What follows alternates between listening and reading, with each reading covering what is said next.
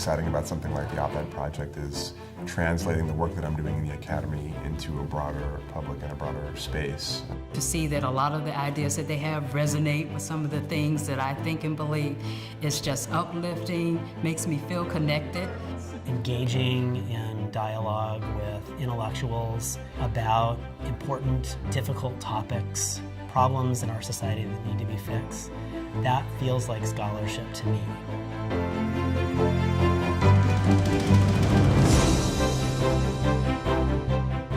There's an old saying, if everyone in the room is thinking the same thing, somebody isn't thinking.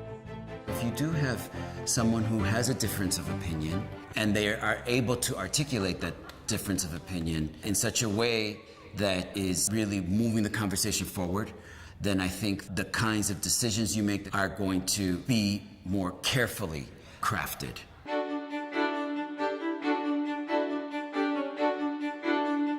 Mary Shelley noticed that there were all of these weird climate changes happening, and this was the inception, the birth of Frankenstein. And so thinking about the ways in which that kind of climate unconscious was shaping a certain kind of literary aesthetic in 1816, and the way that there's a certain kind of climate unconscious that's now shaping us as global citizens concerned about climate change and global warming in 2016. The first one that I started writing was about the Black Lives Matter movement and why staff members are important on campus. I specifically talk about my journey to medicine and how, as an African American woman, my experience in college really related back to the staff members who helped support my journey along the way. Sometimes you miss that, especially when you're in the hard sciences as a minority student. The fear of mathematics can actually be passed on from a teacher, from a parent, from anyone who speaks about it to their children.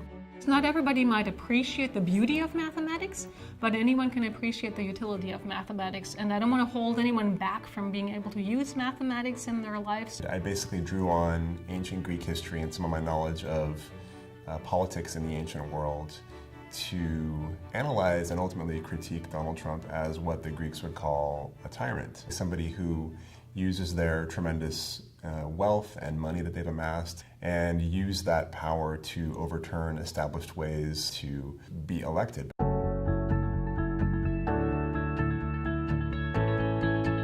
It really struck me how the kind of really violent rhetoric that has been part of our current presidential campaign filters out and gives people a misguided notion about Mexico, Mexico's history, the relationship between the U.S. and Mexico, and also how we often project onto others the very things that we don't want to recognize about ourselves. We all have particular experiences in lives. Those particular experiences in lives are shaped by our race, our gender, our sexuality, our country of origin, our ability.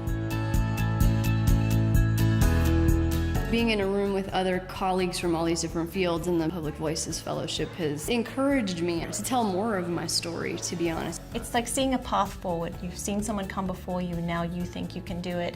They give me the strength to proceed. They give me the courage to proceed. They see a topic that I've been seeing from a certain perspective, in my case, perspective of an economist, from a very different light, and that has been extremely valuable.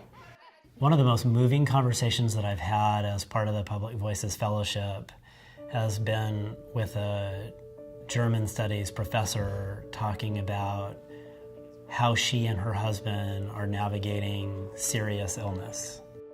The way they approach death and illness and relationships amid those things has been, it's so poetic. I've been dealing with things like that for decades now, but I see it newly when she talks about it. States have been very actively legislating around the epidemic of opioid misuse and overdose in the U.S. And we certainly found in the disabled population covered by Medicare, so these are workers who are on disability assistance, they get their health care through Medicare, seem to have an impact on the prescribing patterns or non-fatal overdose in that group. by using my expertise as a Holocaust scholar to say, unfortunately, the idea of officials visiting a camp and praising it because they see only what the runners of the camp want them to see has this terrible precedent when the Red Cross was invited into Theresienstadt, which was a horrible camp that the Nazis were running during the war. New York Times has a big platform, and so, an article comes out there, and then lots of emails start coming, and tweets happen, and it was really nice to have people who care about the health of adolescents, people who care about HIV medicine, people who care about equitable access to healthcare, talking about how this is the kind of idea that they think is really exciting. It was really gratifying to see the exposure it got after it was published in Conversation. So it got picked by Huffington Post, and it was also republished in multiple venues, more than 30. Tuberculosis matters, and it's crazy that we're not doing more about it. It's a big disease, kills 1.5 million people each year, and most of us have no idea that that exists. It seems like the NPR piece will extend out to 60 stations, which would be, it's unfathomable.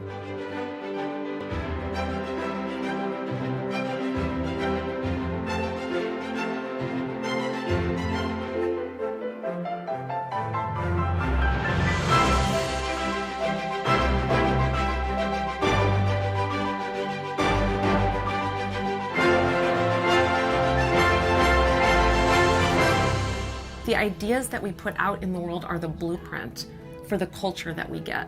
It's about which wars we fight, which diseases we fight, who will go to college, who will go to prison, who the police force will protect, who the police will see as threat, who will go down in the history books, and who will shape our future. I know that regardless of what's going on in my life, whatever advantages I may have are diminished when I think about the multitude of individuals out there who live in the world, who I write about, who don't have those advantages. We are here for a very short amount of time, and we should follow our own moral compass and do what needs to be done, and being silent is not the way to go.